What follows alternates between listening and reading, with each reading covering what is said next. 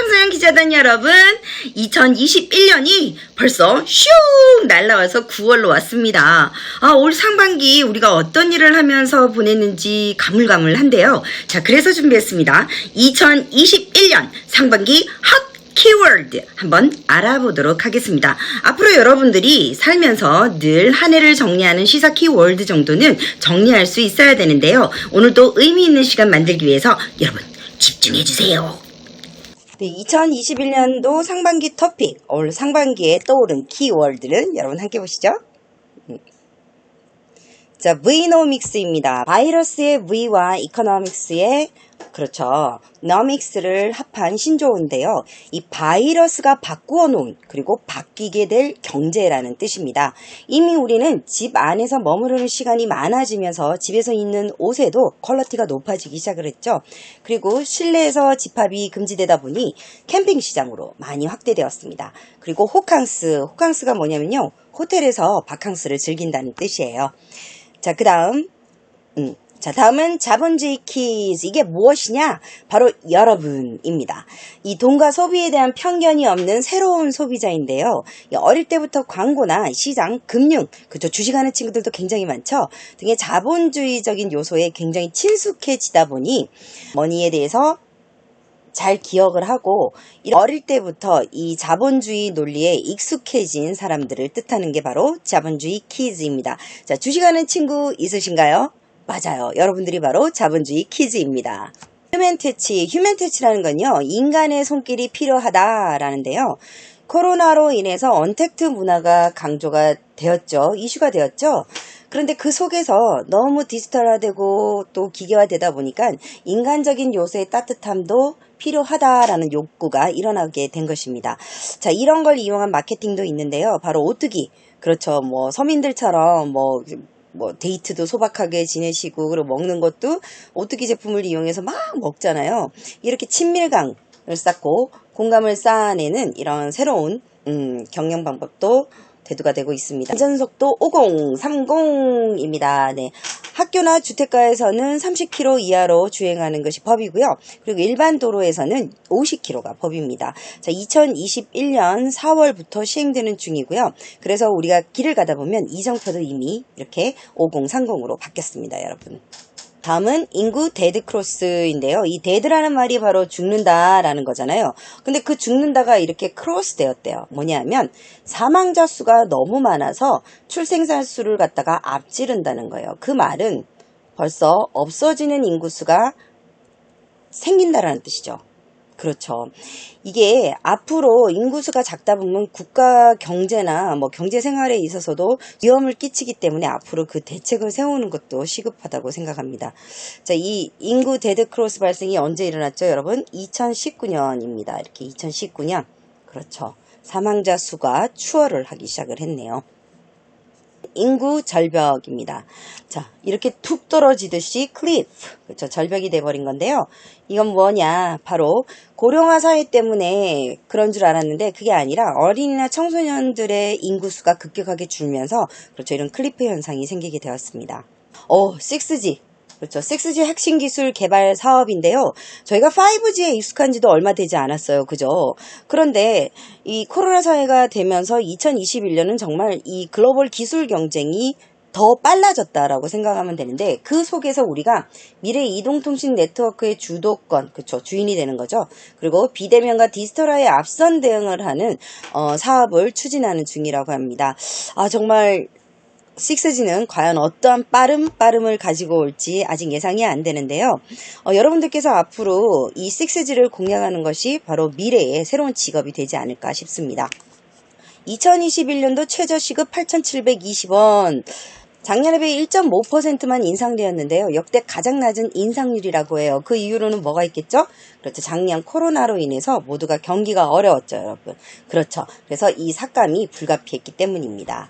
이 사회적인 이슈가 되는 새로운 용어죠. 가스라이팅. 처음엔 저는 가스라이팅이라 해서 새로운 전등인가 라고 했는데, 이게 뭐냐.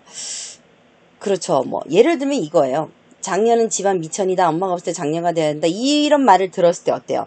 뭐야! 라고 싸우는 거예요? 아니죠. 왠지 들어야 될 것 같은데 조금 압박감은 가고 그리고 스트레스 받고 또 왠지 화를 내고 싶을 때도 화를 못 내게 되고 그런 거예요, 여러분. 이러한 것들을 가스라이팅이라고 하는데 상대방을 교묘하게 드러내놓고 막 폭발을 한다거나 나쁘게 말하는 건 아닌데 교묘하게 무너뜨리는 행위나 말투인데요. 주변 친구들이 야, 넌 너무 예쁘잖아. 넌 원래 착하잖아. 넌 이런 아이가 아니잖아. 넌 원래 이렇게 해왔잖아. 라고 해서 교묘하게 여러분들을 억누르려고 한다면 그렇죠. 반사하시면 됩니다, 여러분. 포모 증후군, 대부분의 사람이면 포모 증후군을 어느 정도는 앓고 있는데요. 이게 바로 fear of missing out입니다. 나만 하지 않을 것 같은 두려움인 거예요. 최근 20, 30대 사이에 주식 안 하는 사람이 없을 정도라는 말이 있는데요. 그 속에서 내가 주식을 안 하는데 뭐야, 그럼 나는 막 세대에 못 따라가는가? 나만 낙오된 거야? 라고 생각하는 것을 바로 포모 증후군이라고 해요. 우리 학생들 또한 제가 가장 많이 듣는 얘기들 중에서 이 영어, 사실 이 영어는 영어라는 특별한 과목이 아니라 언어예요. 미국 언어예요. 그죠? 그래서 이거는 내가 그 사람들처럼 먼저 말을 하고 잘 알아듣고 소통을 해서 책이라는 게 딱 왔을 때 영어로 된 글자니까 보고 이해가 되어야지 문제도 풀고 그렇죠. 뭔가 교육이라는 걸 할 수 있잖아요. 근데 그런 기초 과정들을 아예 하지 않고 그냥 뭐 초등학교 한 4학년쯤 되면 그렇게 얘기한대요. 야, 나 단어 100개 외웠다? 야, 영어도 못하는데 무슨 단어 100개 외워서 어디다가 써먹게요? 어느 단어인데. 그런데도 우리 친구들은 왠지 그런 말을 듣다 보면 선생님 저 단어가 너무 약해서요. 이런 말들을 절로 해요. 사실 여러분 언어이기 때문에 내가 이 네 가지 기능을 제대로 못한다면 책을 봐도 까막눈이에요. 그 까막눈인 아이들이 단어 외운다고 해서 뭐 소통을 할 수가 있겠어요? 아니면 국어 문제처럼 풀 수가 있겠어요?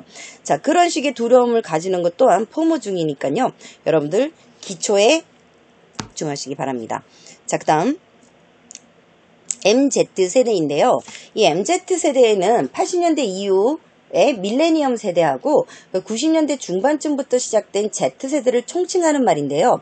이들의 특징은 디지털 환경 그리고 이색적인 경험을 추구한다. 모바일을 우선적으로 사용한다. 그렇죠. 그들의 특징. 가장 큰 특징입니다.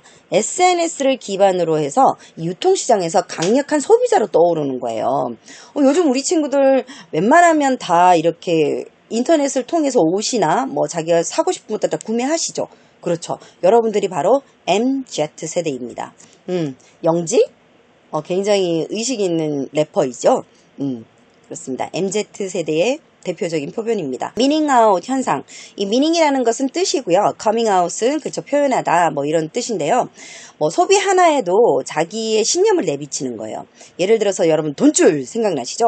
선한 기업, 선한 장사꾼 그리고 착한 기업 이런 경우에 여러분들께서 아 저런 사람은 더 잘 돼야 돼 라고 해서 막 매출을 올려주는 거예요. 그런 것들이 뭐죠? 돈으로 혼줄이 난다 라고 해서 돈줄. 저는 개인적으로 이 미닝아웃 현상을 주도하는 여러분들을 보면 굉장히 프라우드업합니다. 왜냐하면 그렇죠. 저희는 눈치 보는 세대였어요. 어른들 때는. 근데 여러분들께서는 이게 내가 소신 있게 내 요구를 내가 생각하는 것을 딱 발휘하고 그거를 동조하는 학생들이 쫙 모여서 뭔가 큰 걸 이뤄내잖아요. 정말 강인한 파워를 지닌 세대가 아닌가 하는데요. 자, 미닝아웃 현상 여러분 잘 알아두시기 바랍니다.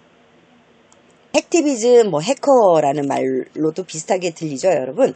핵티비즘은 해커와 행동주의의 합성어입니다. 그죠? 정치 사회적인 목적을 위해서 나와 다른 노선을 하는 정부나 기업 그리고 단체 등의 인터넷 웹사이트를 해킹하는 행위를 말하는데요. 오늘 보면 뭔가 좋지 않은 뜻인 건 확실해요. 마지막입니다. 긱 이코노미. 자, 이 긱이라는 거는요, 이 자영업자나 프리랜서, 그렇죠? 프리랜서나 자영업자를 뜻했는데요. 최근에 와서는 이 기업이 원하는 딱 파트가 있을 때마다 사람을 상시 고용을 하는 것을 말해요. 이 정규직보다는 그렇죠. 고용하는 기회는 많겠지만 오래 가진 못하겠죠. 그래서 어떻게 보면 개인적인 현대인들의 입장에서 보면 그렇죠. 내가 원래 하는 일이 있는데 그 부분만 부가 수입을 위해서 일을 하게 되어서 좀 더 소득을 올린다라고 해서 각광받는 부분도 있어요.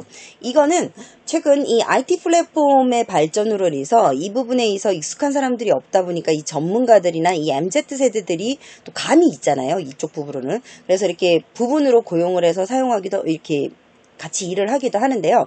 단점이라고 하면 이 한국의 경우에는 법적으로 정규 노동자가 아니다 보니까 그러죠. 뭐 최저임금부터 시작해서 4대 보험 같은 노동의 기본권을 보장받을 수 없다고 합니다. 네, 왜냐하면 gig이라는 의미에서부터 오듯이 개인 사업자로 분류가 되었기 때문이에요.